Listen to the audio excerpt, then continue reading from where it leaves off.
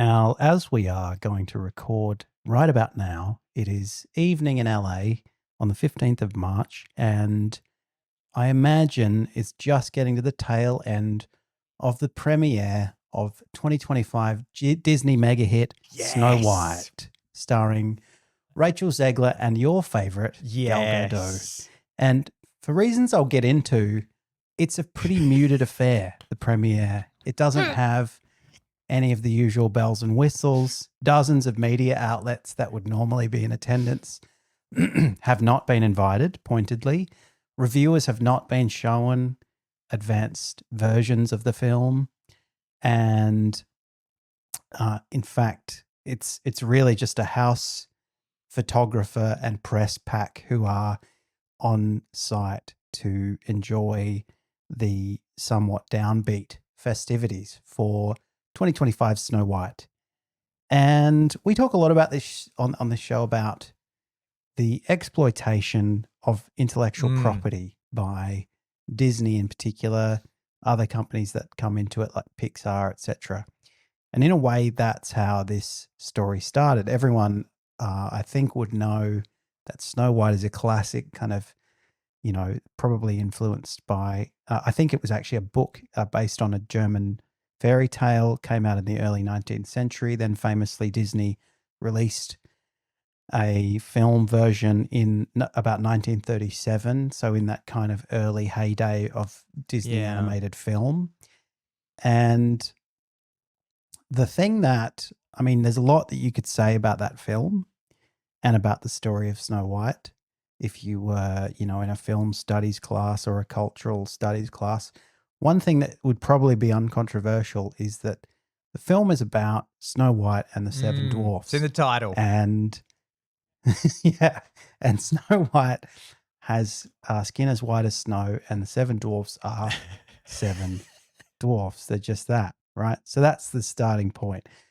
And then fast forward from 1937 to October 2016, the Hollywood Reporter, you read it, I read it avidly, reported that Walt Disney Pictures was developing a live-action remake of Snow White and the Seven Dwarfs, with Mark Platt, an avid fan of the original film, signed on to lead production, and Erin Cressida Wilson in talks to write the screenplay. The screenplay ended up being a bit of a group act involving Wilson and also Greta Gerwig, who you and I will know as she's a steady hand when it comes to the updating of intellectual property.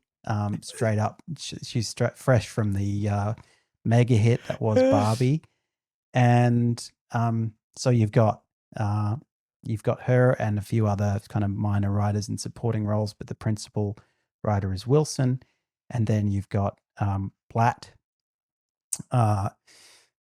on board as an executive producer, Mark Webb in talks to direct the film. So it's all coming together. That's 2016. So quite a while ago. Almost a decade ago. 2016, that's mental.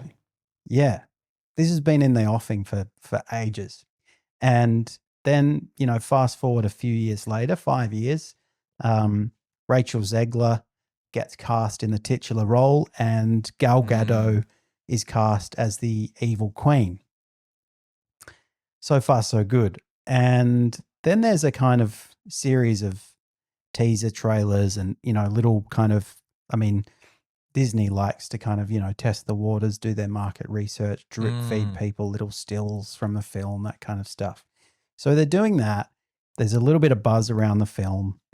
And Peter Dinklage is asked about his view of the film on the Mark Maron podcast, the WTF podcast. And he says, look, I don't really get what Disney's doing, what Hollywood's doing here, because they're making a point of, and I think, I'll come back to this, but I think it's a pretty compelling argument. They're making a point of casting a person of Latin background in the lead role as Snow White, as a kind of gesture of like, let's reinvent this story in a more inclusive way, diverse way. But they're also just sticking to this story. They've decided, let's retell a story which is about Snow White and the Seven Dwarfs. And he says, well, this is kind of, this is a kind of inherently backward story. It's about a bunch of dwarfs with magical powers in a cave, which kind of reinforces these like ableist stereotypes that existed in German folklore about the fact that dwarfs were kind of not human, that they were sort of mystical beings with special powers. And so Disney freaks out, as it is wont to do when it gets that kind of blowback. And it says, look, releases a statement saying, to avoid reinforcing stereotypes from the original animated film, we are taking a different approach with these 7 characters and have been consulting with members of the dwarfism community. I'm not sure what that means, but anyway, look, I mean, perhaps there is a dwarfism community. I guess there is, right? But it's not a monolithic community. It's just a group of people who have the same or similar conditions. And so not everyone agrees with Dinklage, and a number of actors who are little people who have, various forms of short-statured condition come out and say, look, actually, we're sort of jobbing actors who are little people, and we would quite like to act in this film.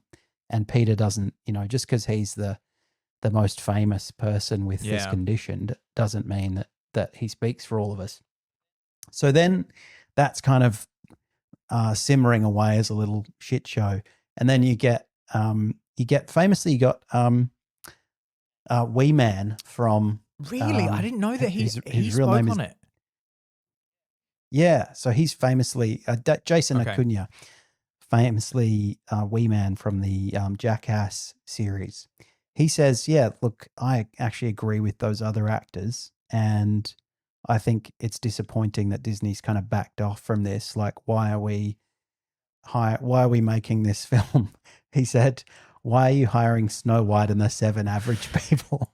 And then, so there's kind of this fight within that community about whether this is a good thing and, whether it's okay to kind of cast people with dwarfism of different kinds in those roles. Obviously some high profile people starting to get involved in that fight. And alongside that, you've got this kind of simmering discussion about Rachel Zegler being cast in the lead role as Snow White. Famously, she's described as having skin as white as snow. And so there's this kind of like, why have we cast, like, this character is kind of inherently white, so why are we casting a non-white actor in that role? Whereas obviously some people are saying, this is a step forward. It's nice that they're kind of mixing it up a bit.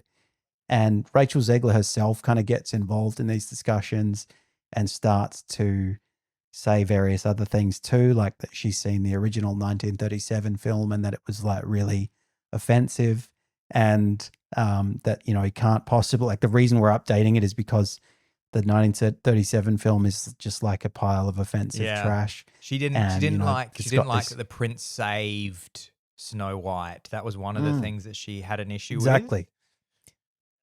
That's right. She said, we're going to release a kind of this Snow White's going to be a bit more girl boss, bit more feminist. Yeah. And then so feminists start to get involved in this and say, actually, like, you've kind of pigeonholed what women can be, and the original character was very feminine, but maybe that's okay.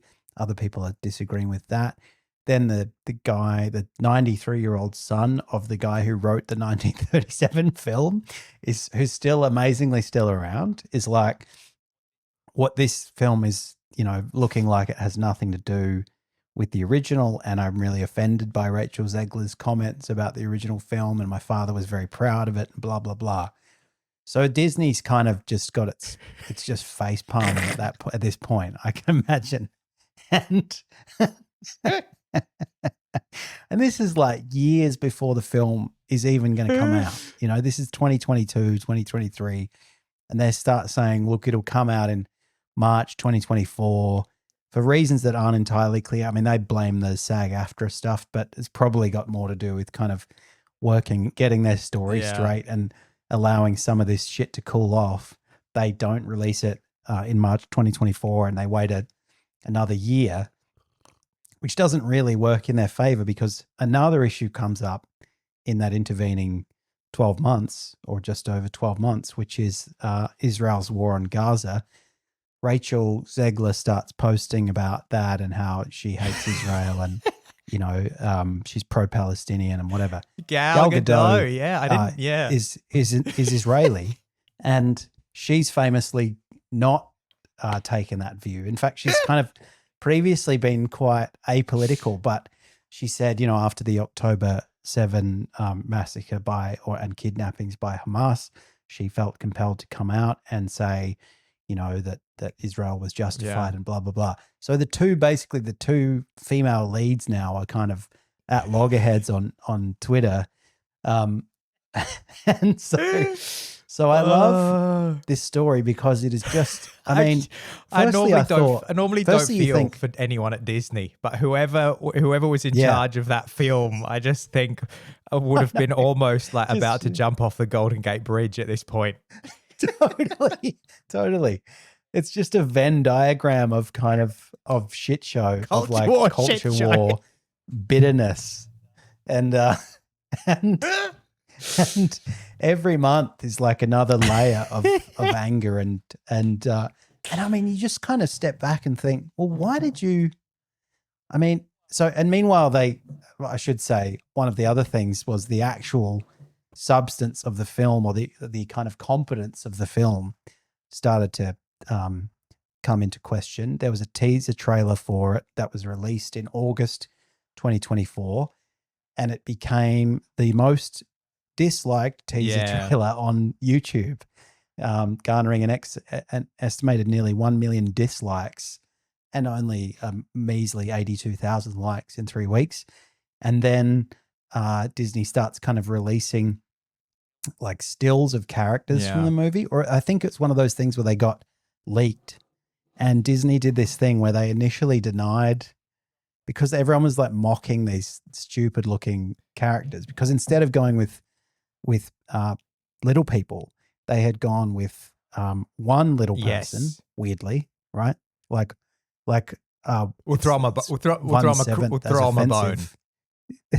Yeah, exactly.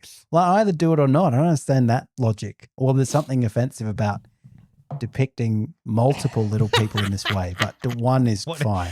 Yeah, there's what's the collective noun for people with dwarfism? That's the offense. That's the offensive thing.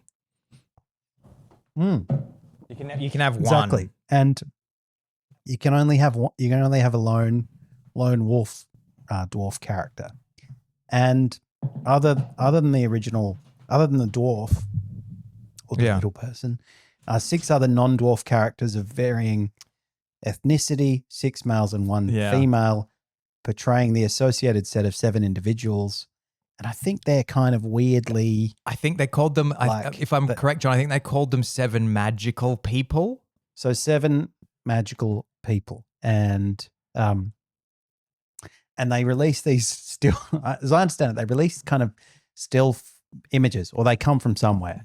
And Disney's like, everyone's like, these things look idiotic. And Disney's like, yeah, we don't know where these have come from. Nothing to do with the film. And then later they're like, actually, yeah, sorry, they are from the film. And it's like, what is going on? Who's managing the PR here? And then, there's, and then Rachel Zegler, meanwhile, is getting shitty about the prospect of a new Trump presidency. She starts tweeting about that. And then MAGA people are like, we're going to boycott this film. I remember Ben Shapiro said that they were going to he was going to make an alternative Snow White. I remember roundabout, like at some point when that was coming out, his whole thing was that the Daily Wire was going to do a Daily Wire Snow White, which was true to the original story. And that was like, I think they even made made like a cheap looking trailer for it to be like, we're gonna fight back. So so she starts, Zegler's like, no Trump. And then so time's moving on. The stills have been criticized. Fast forward to November and December 2024, you're getting these full releases on YouTube of what the film is actually going to look like. And The Guardian, Stuart Heritage at The Guardian said that the dwarves, quote, look like someone has snuck into Disneyland, grabbed the statues from Snow White's enchanted wish and wrapped them in human flesh as a serial killer would as a gift to their mother. And someone said they looked a bit like the hated first Sonic the Hedgehog special Sonic effects. teeth.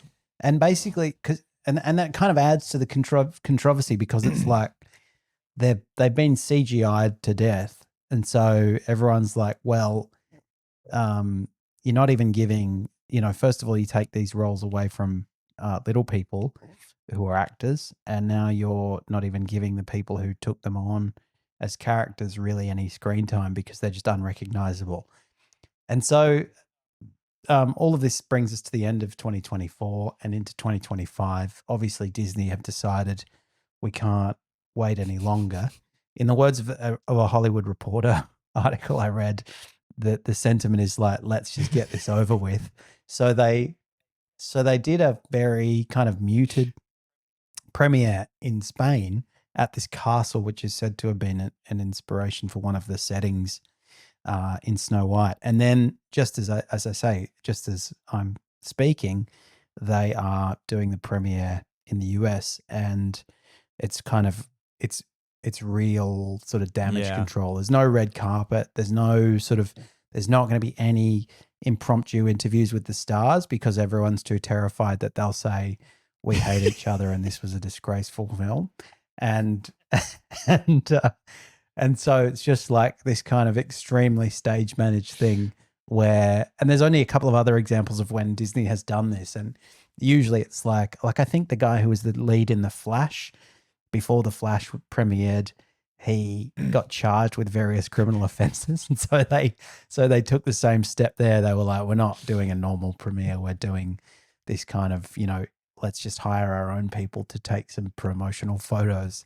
And and so I wonder what's going to happen now, because I mean, it's a bit like we talked about, other pieces of mainstream entertainment that basically have been such abject failures that their best hope is to be hate watched by people. And I wonder if that's kind of, they're hoping that, somehow they can spin all of this bad publicity into bums on seats. But I mean, that would probably in Disney's case not be worth the lasting damage to the brand. And the main question I walked away from this with is like, why did you fucking make this film? Like you didn't have to make it.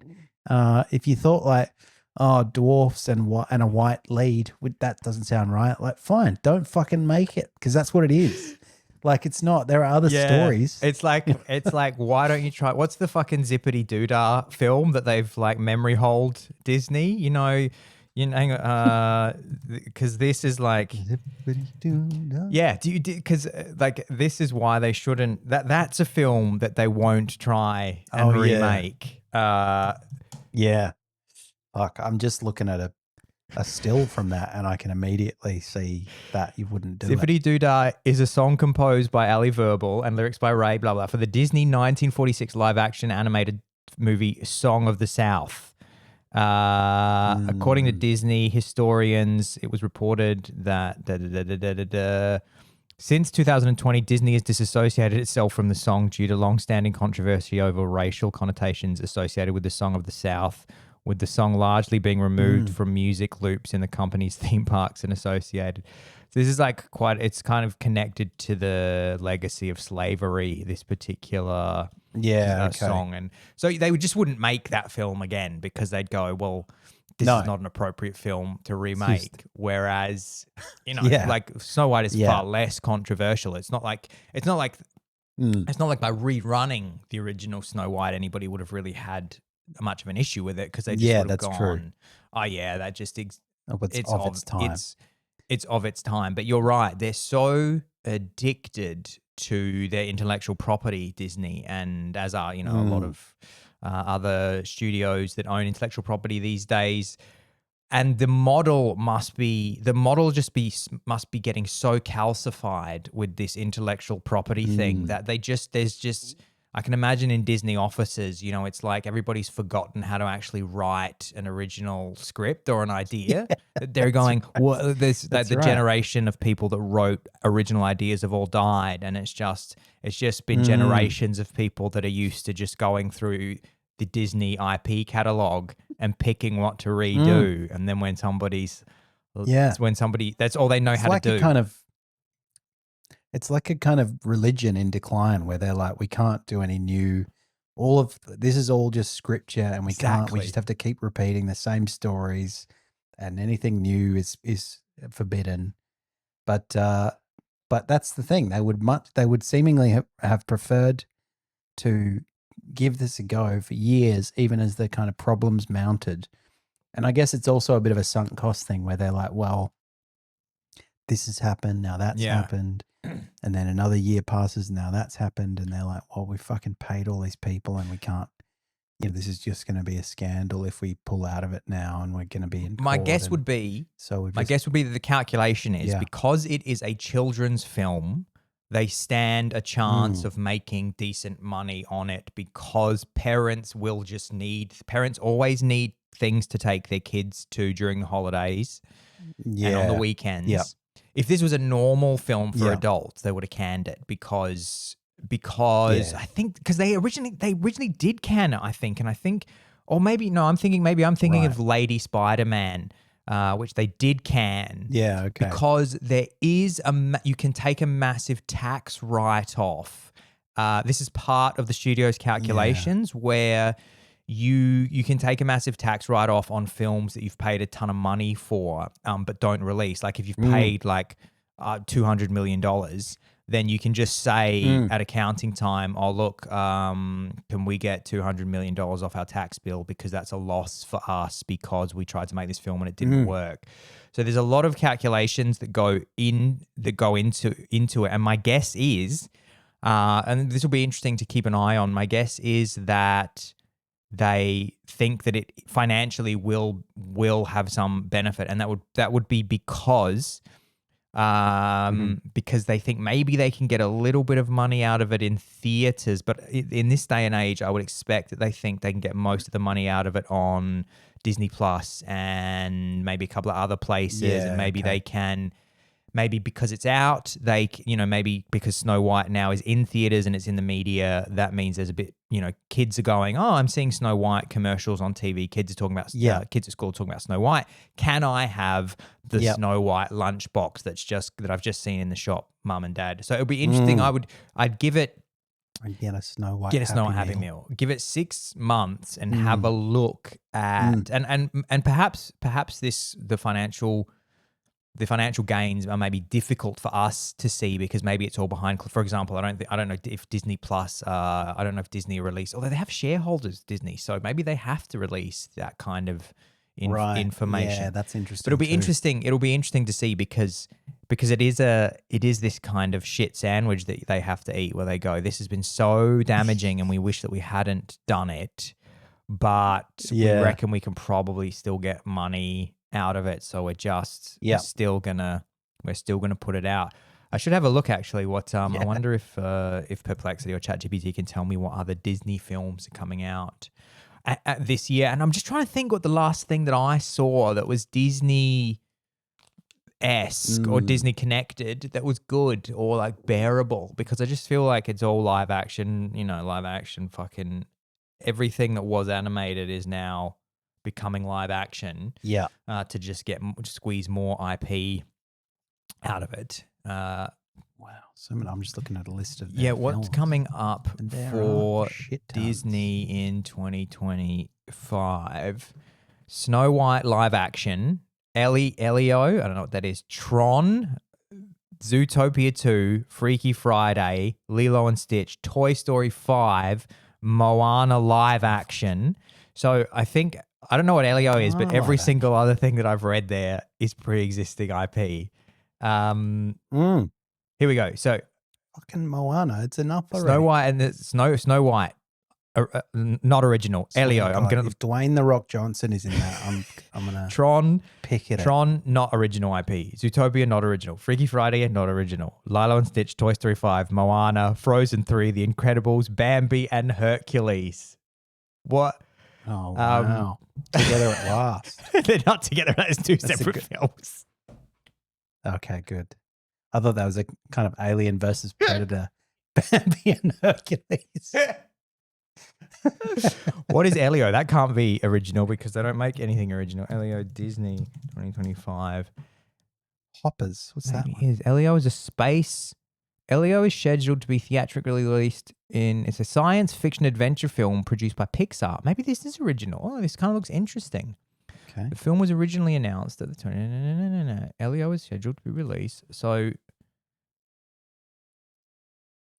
for centuries, people have called out to the universe looking for answers. In Disney Pixar's new film, Elio, the universe calls back. The cosmic misadventure introduces Elio, a space fanatic with an active imagination and a huge alien obsession. So when he's beamed up to the Communiverse, an interplanetary organization with representatives from galaxies far and wide.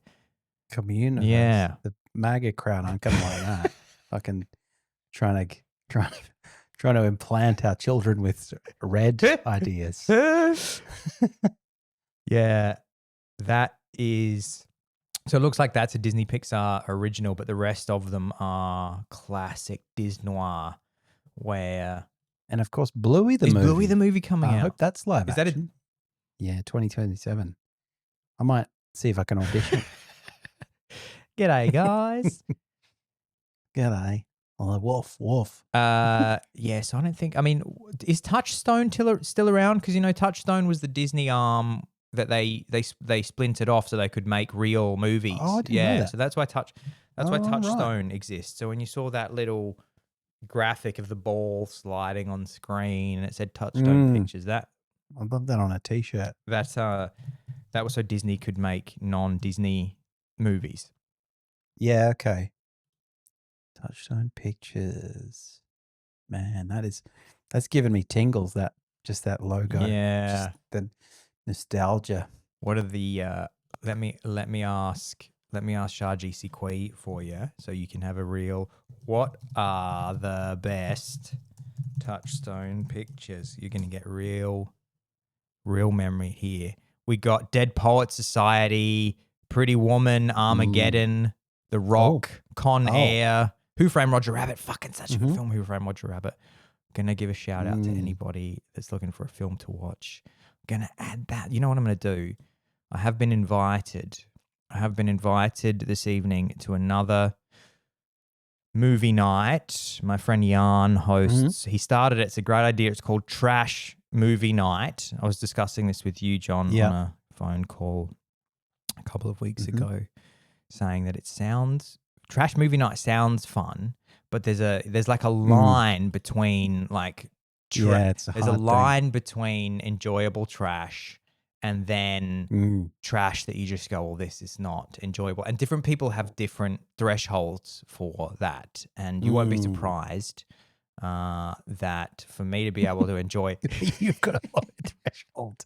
You've got a low and very specific threshold.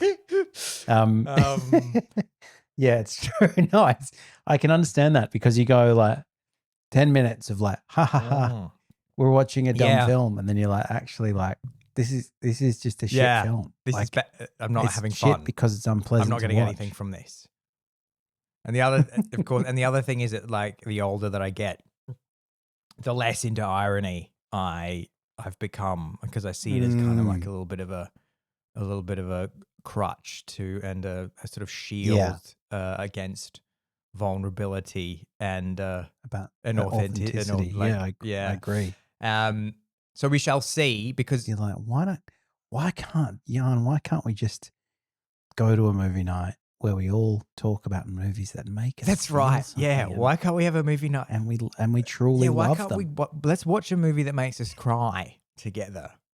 Like, but I can tell you actually, the movies on the agenda, I have pushed for Point Break, which only has one like in the group chat because Jan's done a poll I have to check the poll this Yeah. morning. I have to check the polls, what the polls are up to this morning.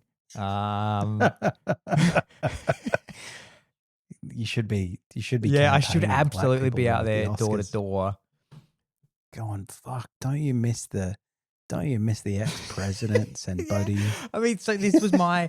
I was speaking to Jan and I said, can we kind of like, can we move it from trash to just like cheese? That's the sort of shift Cheese. that I think needs to happen. Yeah. So like I'm thinking more B movie than like something that's actually that nobody's heard of because it never came out of the cinema and whatever. Yeah, Point Break or Evil Dead. This is what I'm thinking. But So you know, so we had the 4 options were, well, there's 3. We've got Point Break, Freaky Friday, and Snakes on a Plane. Now, what do you know about Snakes on a Plane, John? Have you seen it? never watched it. No, Actually, I've never watched it either. never watched it because I already have a fear of snakes and planes, so I didn't want to see that. I would never. I'd never be able to visit my brother in New York again. And you're I'd the just most be like, terrifying "Sit film over that any you could ever snakes." see is the sequel, which is called Snakes on a Plane with Public Speaking. Yeah, that's right. It's about the inquest that followed the Snakes on a Plane incident.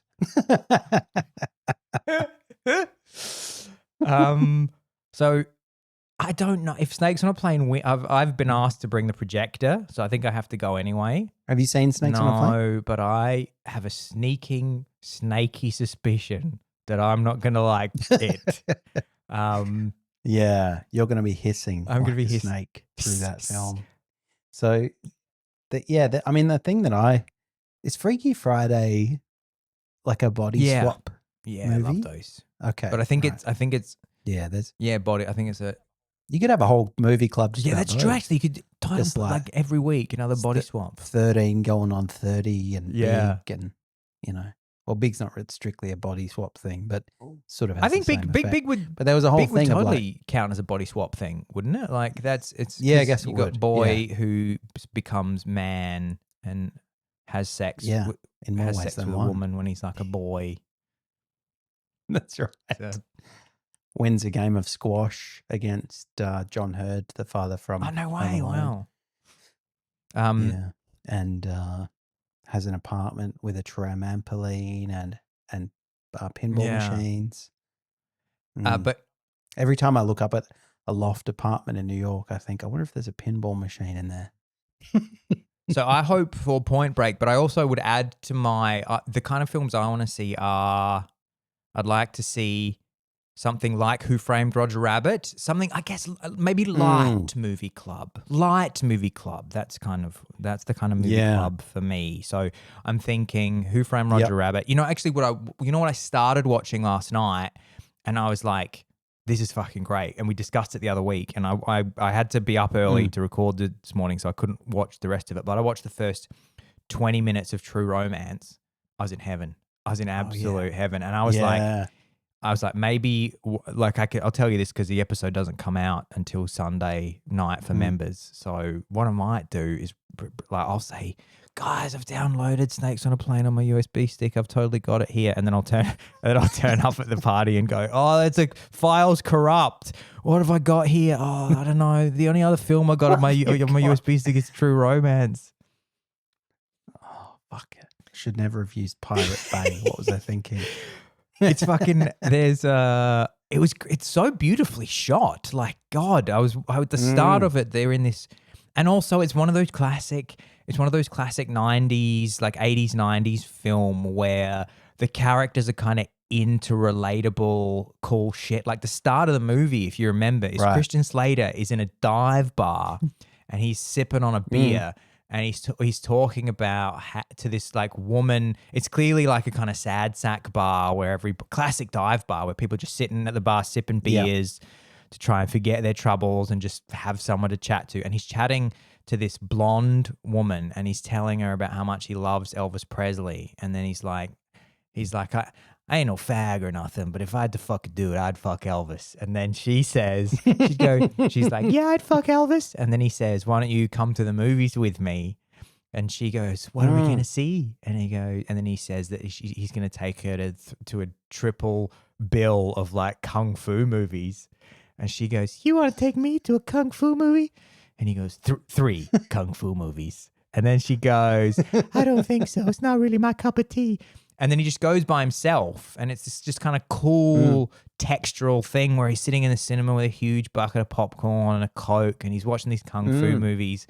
And then Patricia Arquette stumbles in and guys, I'll let you watch the rest of it. But then it's just everything about it is like, this is like nice and relatable and cool. And he's just in the cinema watching kung fu movies. They don't make movies like this anymore. They do CGI dwarf movies now. It's a yeah, that's right. Magical CGI fucking skinwalker characters. That's what we got to deal with. But, we're here to guide you through these strange and disorienting times and sometimes to guide you back to simpler times. So please watch, if you can. If those of you who have Disney Plus, see if you can do a double bill of start off maybe with True Romance and then launch straight into Snow White and just do a compare and contrast. 2020, go from True Romance to 2025's Snow White. That'd be so good. John, I have a couple of things on my list here that the first thing maybe I could just talk about because there's not a lot of legs to this, but I've got to get it out because I love that you came up with this. We've been following on social media the misadventures or adventures, depending on how well he's doing, we don't know, of Justin Bieber recently because Bieber is popping up a lot on my TikTok and my Instagram. And I am a bit worried about Justin because he is not looking great, and everybody has been chatting about the fact that since Diddy went to prison awaiting trial, that there's some chat that Diddy may have not been a very good person to Justin Bieber when he was just boy. It looks as though Justin Bieber at the time everybody was going, this is so fun and cool. There's a hot new child star out that can really sing, not really realizing that it appears that the way the machinery works is that those children basically just get handed to the music industry and separated from their parents, and you just go, hang on, sorry, what? He was living at adults, like Usher was just living at Diddy's house for like a year when he was a child, and you're just like, where are these people's parents? But I guess, this is the allure of the music industry and of fame is that if you can say to somebody, hey, look, your kid's going to make millions and be real super famous. All you have to do is just hand them over to us as adults. And the parents just often can't, like, Bieber's mum was a single mother who came from nothing. And she's like, yeah, sweet, here you go. Here's a pretty little boy. So nobody knows what's happened to Justin, which is very concerning.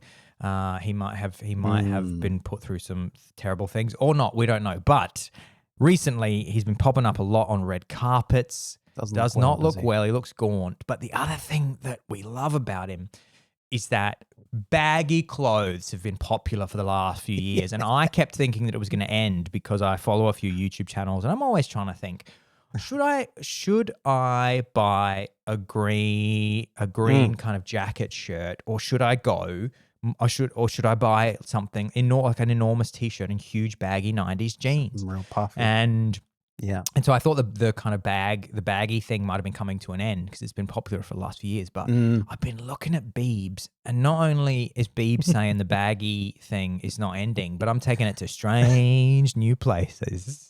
So maybe you want to tell me, John, what he looks like when you see him out when he's getting paparazzi'd recently, Justin. What's he dressed like? He looks like an anthropomorphic couch, basically. It looks like a sofa with a head, and he's all soft furnishings, all just kind of.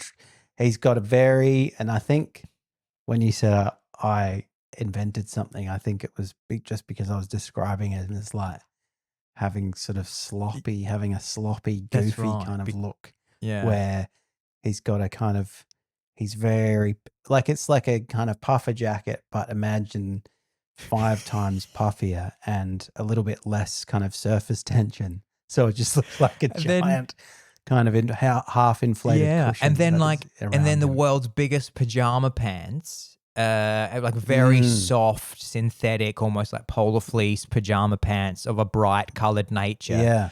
And then That keep falling off. They and you keep have to falling. kind They of keep adjusting falling them. down. So you can see he's got like boxes on with these enormous fluorescent pink furry pajama pants, and then he's done that thing where he's gone for the enormous like foam sandal or boot thing that's been very popular over the last few years. The kind of foam like he'll be wearing an enormous Balenciaga foam clog.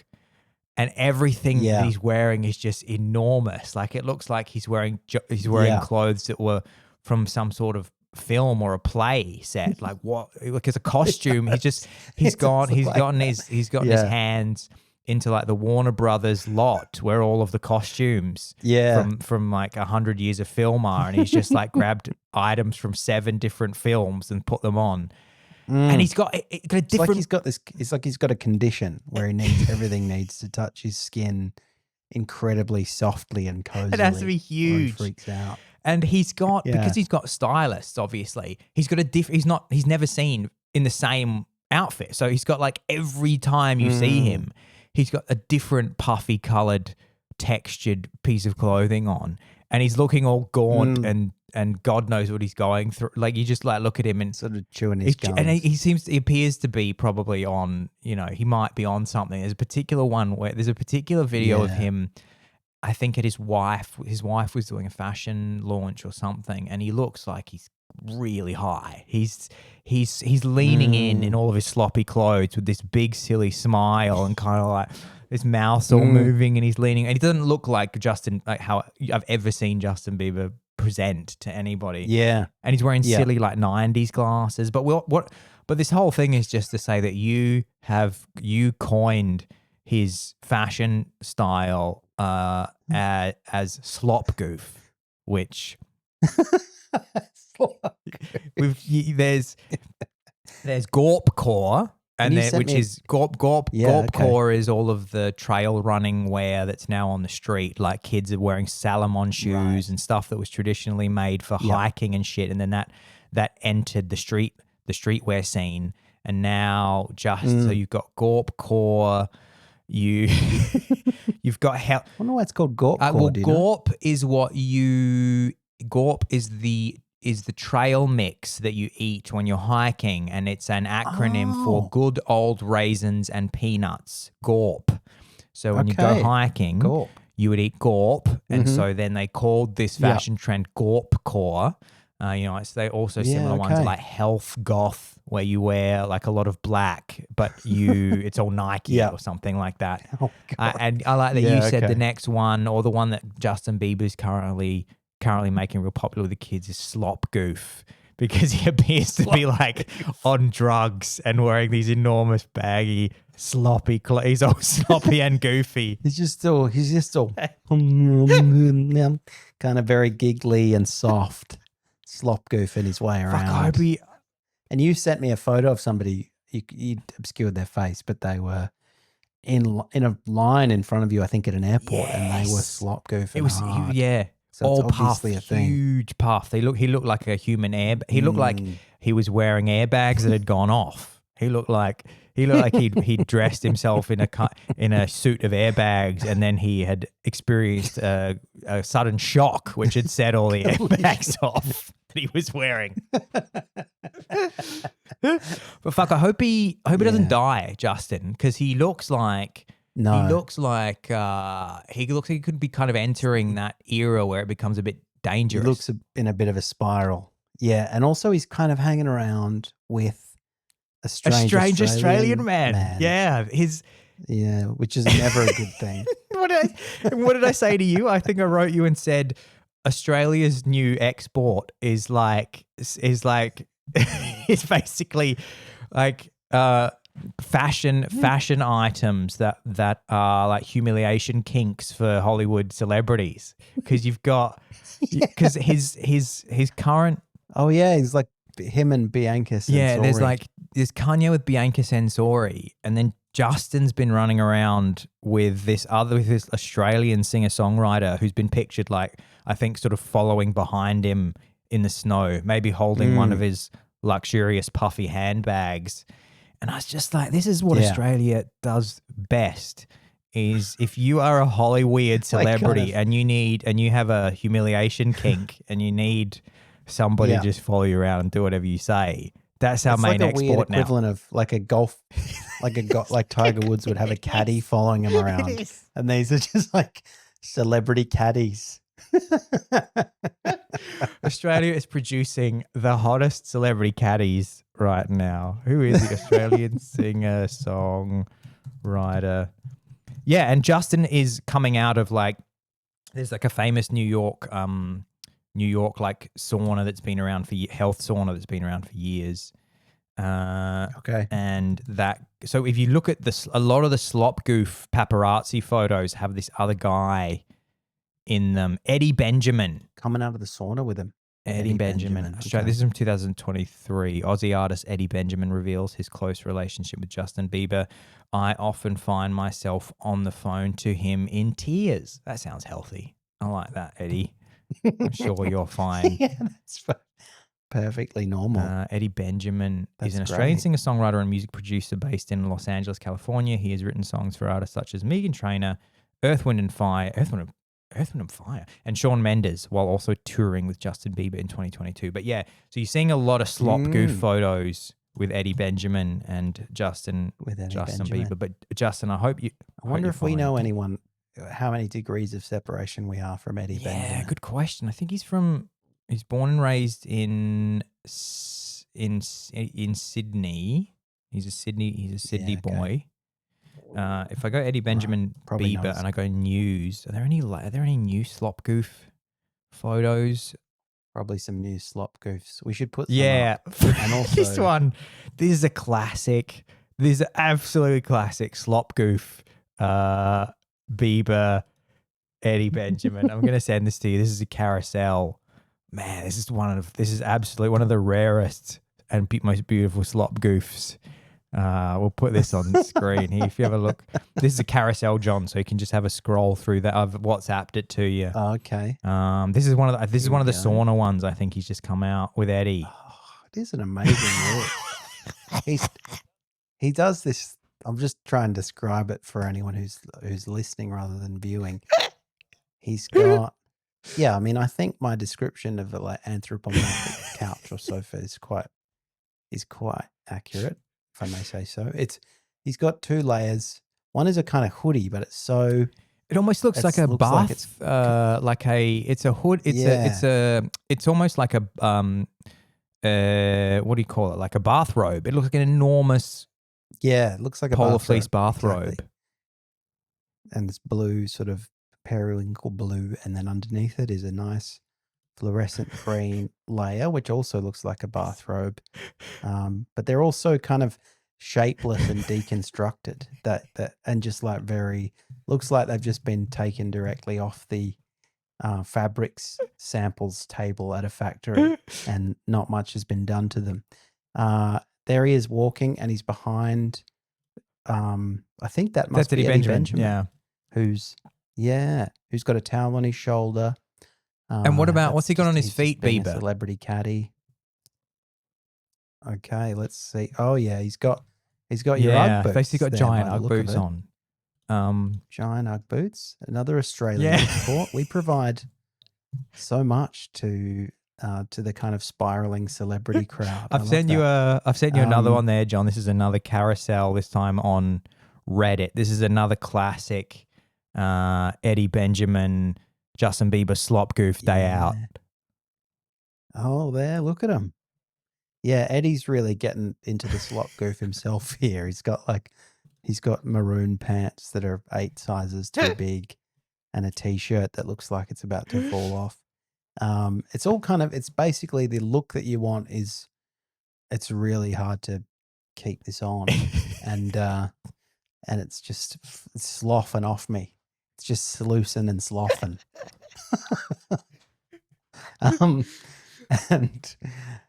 I wonder how. Yeah, I always wonder how these people go from, Melbourne or Sydney to hanging out with Justin Bieber. They released a little clip of themselves, kind of improvised rapping you saw together, that. Justin, and it looked like they were both on Yeah. something. It looked like I that they weren't doing well. I recognized that vibe from my younger days. As soon as I saw that clip, I was like, "Oh, I've done these. I've done these videos before." Yeah, these guys are like blackout, wasted, and then Justin's like, "Oh, I have bad." He said this. He said, "I have big circles under my eyes just because I was like up looking after my kid." And you go, "Fuck off!" Well, that isn't even. I mean, it's just not. Well, it's just not consistent with these photos, and also if that's not true, that's a pretty fucked up thing to just and make people up. like Justin, they don't look after their babies. They have a team of nannies that raise the children for them, so they can just go and like slop goof off and just like hang out with. Look at me. I've been looking after a baby for 2 months. I don't have big circles and like gum. Nor are there like 100 photos of you with an Eddie Benjamin just walking behind you. Oh, that's just my Eddie Benjamin. People will be like, "Don't you have a kid to take care of?" Nah, I just go to the sauna with my slop goof caddy. with my caddy. With my celebrity slop goof caddy, Eddie Benjamin. He's mad. I mean, they're both mad talented. I was watching some of these Eddie Benjamin clips and Bieber. They have deep talent and they have deep slop. That's a tragic combination. That's how you get. You can only get one with the other, unfortunately. That's how you get great art. John, that's been true. If Beethoven was around today, he'd probably be getting around in a fucking deconstructed hoodie. Polar fleece blanket. You just see him walking around with enormous moon boots, with polar fleece moon boots. John, that's been a great episode. That's been the Snow White, Justin Bieber, Eddie Benjamin slop goof episode. And I can recommend the kids out there, start slop goofing. You're going to absolutely love it. Keep slop goofing. It's not over yet. I thought it was, but I am going to buy an enormous pair of jeans. I've not liked this trend because you cannot see women's figures at all. Like the bag thing is like, bring back. Maybe it's different for in Australia, because every time I go to Australia's like, women are just like, athleisure in Australia is just like another. It's like so different to any. That's the first thing I notice when I go home is I'm like, why is every woman wearing yoga pants? Like every woman has a water bottle and is wearing yoga pants. Like everybody's just either just come from yoga or the gym, or is just about to go to yoga or the gym. And then I said to Mum, I don't think a lot of these women do anything athletic. And Mum's like, no, we all just wear this now. It's like easy and comfortable, and that's all we do. So I prefer that, because of course Berlin's quite hip and like fashionable. I haven't seen a woman's bottom in 4 years.